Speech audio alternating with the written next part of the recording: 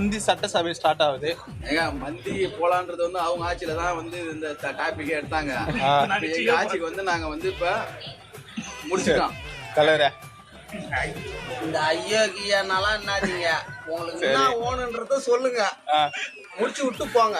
சரி, நீங்க உங்க ஆட்கள் இப்படி சொல்லிடுவீங்க, ஆனா வெளியில போனது அவங்கள்ட்ட மந்தி சூப்பரா இருக்குன்னு ரீல்ஸ்ல கட் பண்ணி அனுப்பிச்சு விடுவீங்க. இதை மட்டும் சொன்னா மட்டும் போதாது, இந்த பில்லையும் சேர்த்து குத்துட்டு வந்துருங்க. அவங்க ஆட்சியில இவ்வளவு வாய்ப்பு தந்தது இல்ல.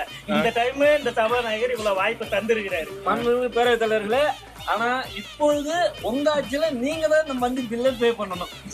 ஏங்க ஆல்ரெடி வந்து நஷ்டத்துல போய் நிக்குது கவர்மெண்ட். இப்போ வந்து நிதி பற்றாக்குறையால 2 பிளேட் மட்டும் வாங்கி வைக்கிறாங்க. பேசுங்க. இப்போ அவங்க இருந்தாங்கன்னா ஒரு சைக்கிள் காட்டலாம் தெரியும். ஒன்னும் பிரச்சனை இல்ல, இப்ப பண்ணுங்க. அது வந்து இது மாண்புமிகு அவை முன்னோர் அவர் என்ன சொல்ல, அவர் ஒன்றும் சொல்ல, நான் எதுவும் சொல்றதுக்கு இல்லைங்க. நான் தான் சொன்னேன்ல ஏற்கனவே, சினிமா பட பாணியில தான் ஆட்சி நடக்குதுன்னு.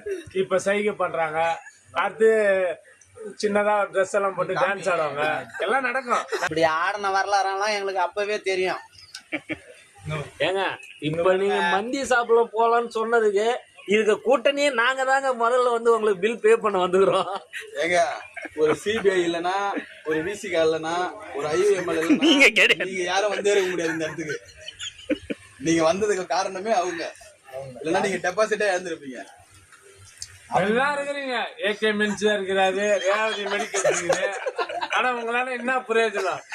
கை நடுங்குதுடா. யோசிக்கிறீங்க. மூணு நான் தான் பில் காட்டுறது.